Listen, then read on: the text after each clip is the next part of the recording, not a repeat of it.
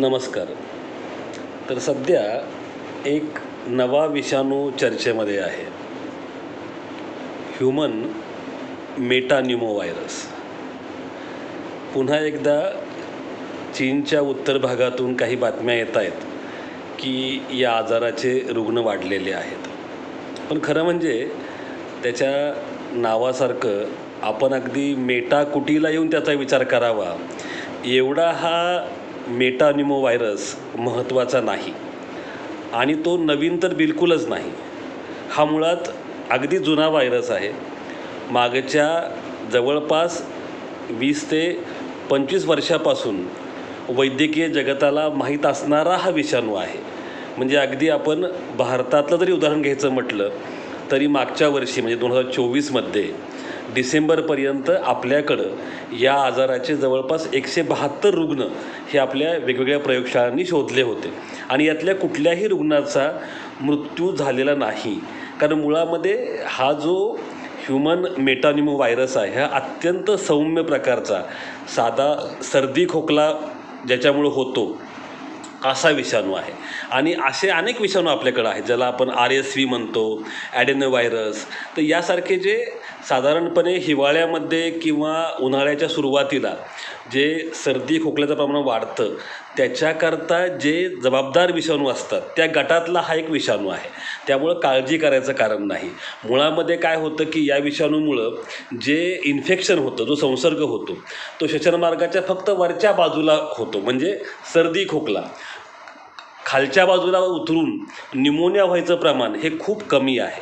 आणि याच्यामध्येही मुख्यत्वे जी 5 वर्षाखालची लहान मुलं आहेत आणि जी साधारणपणे 65 वर्षाच्या वरची मंडळी आहेत किंवा ज्यांची इम्युनिटी कमी आहे काही कारणामुळं, तर अशा व्यक्तींमध्ये क्वचित, अगदी क्वचित हा विषाणू थोडासा गंभीर स्वरूप धारण करू शकतो. परंतु जसं मी म्हणालो की मागच्या वर्षी जवळपास 250 केसेस आपण रिपोर्ट केल्या, त्यातला एकही रुग्ण दगावला नाही. त्यामुळं या आजारामुळं किंवा या नावामुळं विनाकारण घाबरून जायचं कारण अजिबात नाही. याच्याकरता खरं म्हणजे कोणतं औषध नाही, पण औषधाची गरज देखील नाही.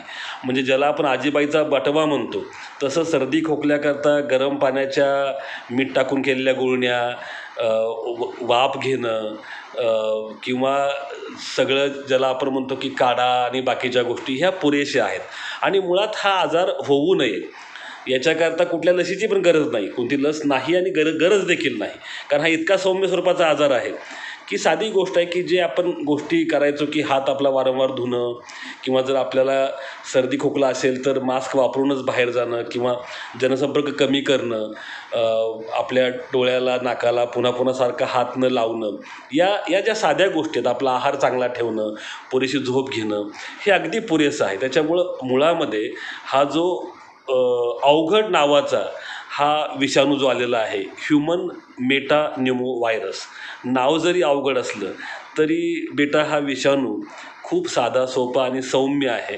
त्याच्यामुळं घाबरून जायची गरज नाही. अनेकदा माध्यमामधून आलेल्या बातम्या, व्हॉट्सअप याच्यामुळं आपण खूप विचार करू लागतो, परंतु हा विचार करावा असं बिलकुलच नाही. त्यामुळं बिनधास्त राहा.